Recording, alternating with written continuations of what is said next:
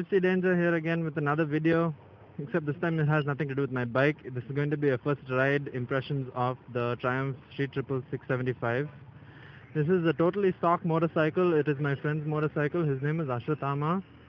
He's had this bike for about 2 months, and in that 2 months he's done about 2,100 kilometers. Um, I've taken this bike to the track.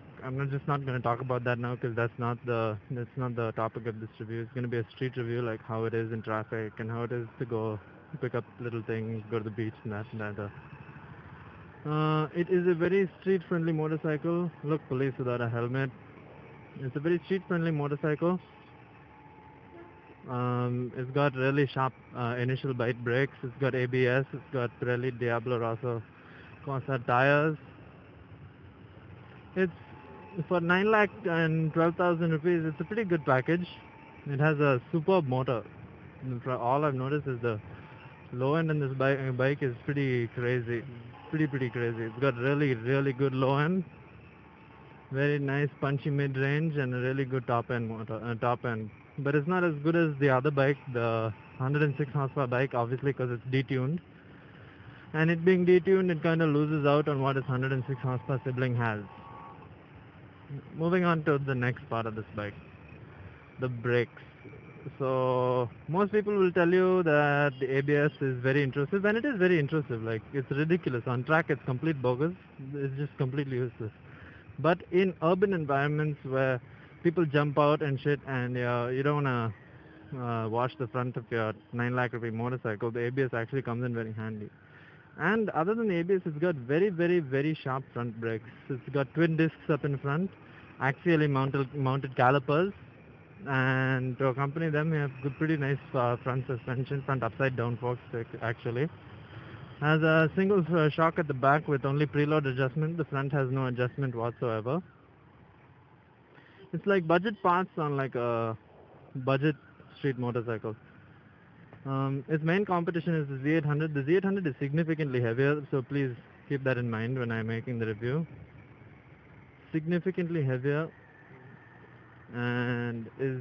but it's also very powerful compared to this one. It's got about 20-25 horsepower more than the Street Triple. It's very easy. I'm noticing now that it's very easy to flick around in traffic.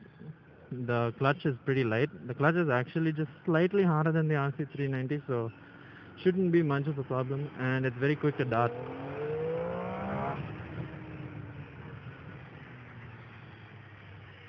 So that was first gear. I rung it open, didn't do any drama, tire didn't slip, nothing.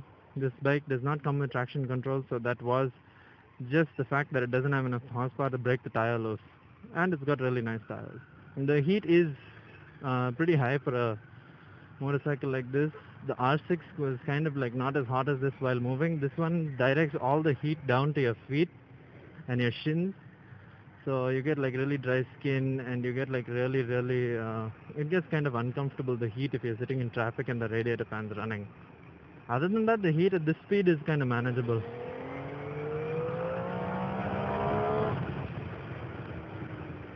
As you can see, it sounds fucking fantastic.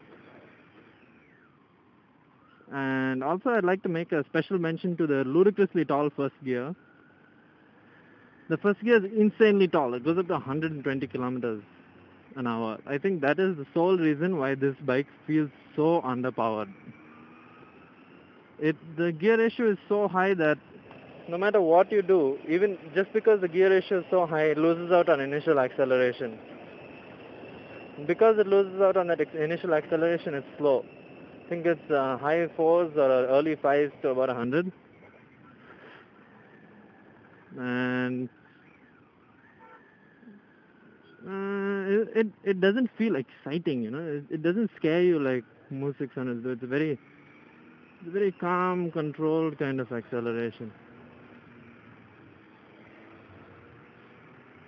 It's very smooth. See the motor, I'll just see after the sand how the 6...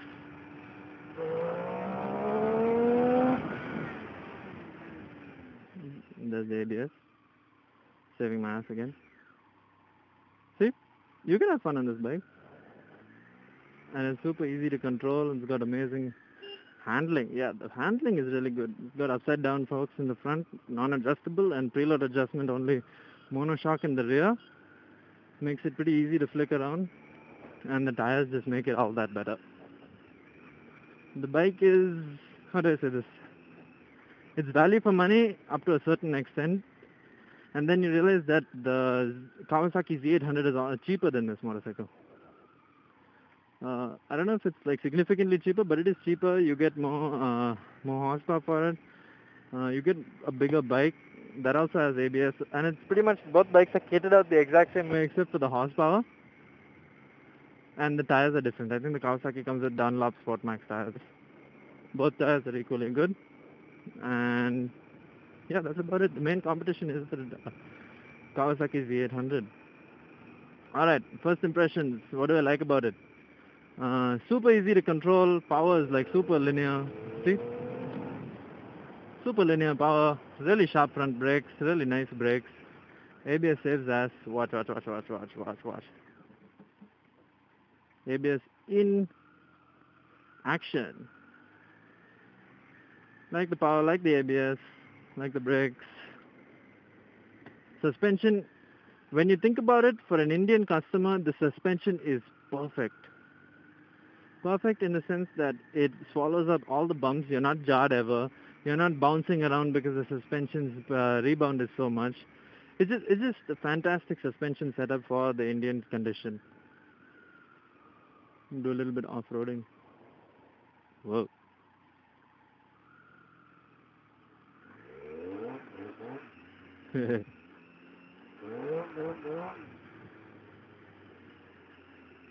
Bike is super controllable. It really doesn't scare you. It's a really rider-friendly motorcycle, but I would not suggest it as a first bike. Start on a smaller bike, please.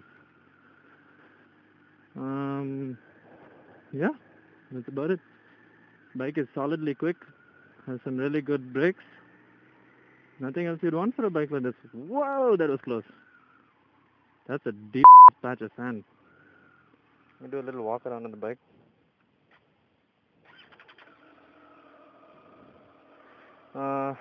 Here we go.